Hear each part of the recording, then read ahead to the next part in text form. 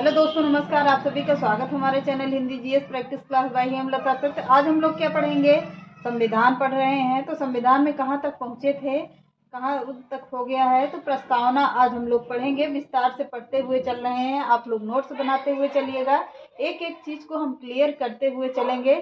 तो चलिए प्रस्तावना को देखिए कि प्रस्तावना में है क्या चीज़, क्या कहते हैं, किसे कहते हैं। तो चलिए आज के सेशन में समझते हैं। प्रस्तावना, थोड़ा सा हेडिंग डालना भूल गए हैं, 1 मिनट हेडिंग डाल देते हैं। यहाँ पर हेडिंग डाल लीजिए प्रस्तावना, बड़ी सी हेडिंग डाल लीजिए प्रस्तावना। प्रस्तावना को समझिए। प्रस्तावना में क्या है कि जैसे इसमें कहा गया है, हम भारत के लोग भारत को एक संपूर्ण प्रभुत्व संपन्न, क्या कहेंगे, हम भारत के लोग एक संपूर्ण प्रभुत्व संपन्न समाजवादी एवं पंथ निरपेक्ष लोकतंत्रात्मक गणराज्य बनाने के लिए तथा उनमें समस्त नागरिकों को सामाजिक, आर्थिक और राजनीतिक न्याय, विचार और अभिव्यक्ति, विश्वास, धर्म और उपासना की स्वतंत्रता, प्रतिष्ठा और अवसर की समता प्राप्त कराने के लिए तथा उन सब में व्यक्ति की गरिमा और राष्ट्र की एकता और अखंडता को सुनिश्चित कराने वालों की बंधुता को बढ़ाने के लिए दृढ़ संकल्प लेकर इस संविधान में क्या है, तो इस संविधान में इतना सब चीज रखा गया है। क्या रखा गया है? एक संपूर्ण और प्रभुत्व संपन्न समाजवादी हो, पंथ निरपेक्ष हो, लोकतंत्रात्मक हो, गणराज्य हो और क्या होगा, नागरिकों के सामाजिक, आर्थिक, राजनीतिक न्याय, विचार, अभिव्यक्ति, विश्वास, धर्म, उपासना की स्वतंत्रता, प्रतिष्ठा, अवसर की समता प्राप्त कराने के लिए उन सब में व्यक्ति की गरिमा, राष्ट्र की एकता और अखंडता को सुनिश्चित कराने वाली बंधुता को बढ़ाने के लिए दृढ़ संकल्प होकर इस संविधान में सब चीज रखा गया है कि हम भारत के लोग एक रहेंगे, प्रभुता रहेंगे, लोकतंत्रवादी रहेंगे और अखंडता रहेंगे, सबका भाई मित्र की तरीके बनाए रखेंगे। तो इसमें इतना प्रस्तावना में कहा गया है। अब पॉइंट डालकर लिखिए, इसी के आगे ही है पॉइंट, चाहे डाल लीजिए चाहे ना डालिए। तो क्या है, आज तारीख क्या है कि उस दिन की बात कर रहा है। आज तारीख 26 नवंबर 1949 ईस्वी को मिति मार्ग शीर्ष शुल्क 7वीं संवत 2006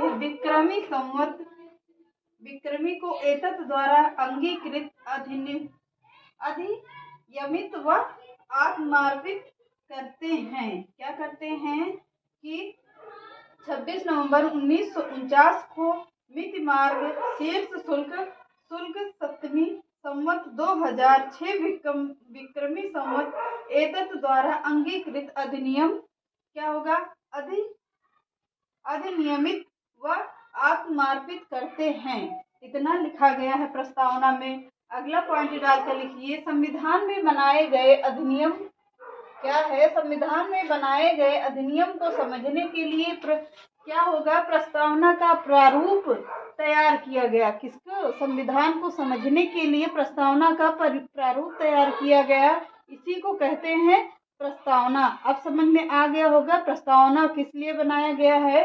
तो संविधान के प्रारूप को समझने के लिए प्रस्तावना बनाया गया है। संविधान में समझने के लिए क्या बनाया गया है, तो समझने के लिए प्रस्तावना का प्रारूप तैयार किया गया है। प्रस्तावना का क्या तैयार किया गया? प्रारूप तैयार किया गया कि हम संविधान को समझेंगे कैसे पालन करेंगे उसका। तो अगला पॉइंट देख लीजिए, प्रस्तावना का प्रारूप अमेरिका के संविधान कहाँ से लिया गया है? अमेरिका के संविधान से। और प्रस्तावना की भाषा कहाँ से ली गई है? ऑस्ट्रेलिया के संविधान से लिया गया है। प्रस्तावना का प्रारूप कहाँ से लिया गया है? अमेरिका से लिया गया है। और प्रस्तावना को कहाँ से लिया गया है? ऑस्ट्रेलिया से लिया गया है। बार बार बोल रहे हैं, लिखते रहिएगा। प्रस्तावना का प्रारूप अमेरिका के संविधान से लिया गया है। और प्रस्तावना की भाषा कहाँ से ली गई है? ऑस्ट्रेलिया से ली गई है। अब इसमें दूसरा पॉइंट डाल लीजिए। अब तक प्रस्तावना में केवल एक बार संविधान संशोधन हुआ है। कितनी बार हुआ है? तो केवल एक बार संविधान संशोधन किया गया है। 42वां संविधान संशोधन 1976 यही है जो संविधान संशोधन किया गया था। कब किया गया था? 42वां संविधान संशोधन 1976 में इसका संशोधन किया गया। किसका? प्रस्तावना का संविधान संशोधन किया गया था। प्रस्तावना के पॉइंट डाल के लिखिए। प्रस्तावना के प्रथम पैरा में, मतलब प्रथम पैराग्राफ में क्या है? समाजवादी, पंथ निरपेक्ष। छठे पैरा में क्या है? अखंडता शब्द जोड़ा गया। पहले पैरा में क्या जोड़ा गया है? समाजवादी जोड़ा गया है, पंथ निरपेक्ष जोड़ा गया है। और छठे पैरा में क्या जोड़ा गया? अखंडता शब्द जोड़ा गया। किसमें? प्रस्तावना के प्रथम पैरा में समाजवादी, छठे पैरा में अखंडता शब्द जोड़ा गया। तो अगला पॉइंट डाल लीजिए। प्रस्तावना में 3 प्रकार, कितने प्रकार का न्याय है? तो 3 प्रकार का न्याय है। कौन कौन सा है? तो सामाजिक, आर्थिक और नैतिक। पहला क्या होगा? सामाजिक है, दूसरा आर्थिक हो गया और तीसरा नैतिक हो गया। सामाजिक, आर्थिक और नैतिक 3 प्रकार का न्याय है। अगला पॉइंट डाल कर लिखिए। प्रस्तावना में प्रकार की स्वतंत्रता है। किसकी है? प्रस्तावना में प्रकार की स्वतंत्रता है। कौन से प्रकार की है? विश्वास की।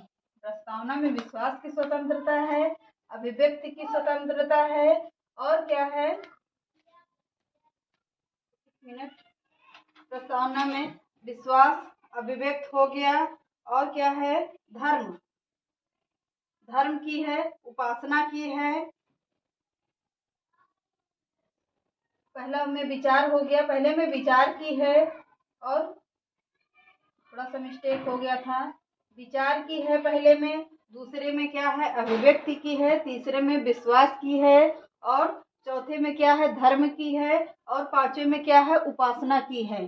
तो 5 प्रकार हैं इसके। कौन कौन से? विचार, अभिव्यक्ति, विश्वास, धर्म और उपासना।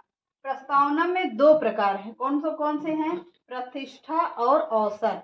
प्रस्तावना के 2 प्रकार हैं, प्रतिष्ठा और अवसर। चलिए आज के सेशन को यहीं पे रखते हैं। कल बढ़िया पढ़ते हैं हम लोग। इसके आगे से विस्तार से फिर से पढ़ते हुए चलेंगे। इतना आप लोग नोट कर लीजिए, स्क्रीनशॉट ले लीजिए और नोट भी कर लीजिए। तो आज के सेशन को यहीं समाप्त करते हैं। चैनल पसंद आए तो लाइक करिए, सब्सक्राइब करिए और ज़्यादा से ज़्यादा लोगों को शेयर करिए। जो ना समझ में आए कमेंट बॉक्स में कमेंट करिएगा, बताइएगा कि यहाँ पे नहीं समझ में आया। तो फिर से कल हम लोग रिवीजन कर लेंगे, आपको अच्छे से समझा देंगे। तो चलिए, बाय बाय।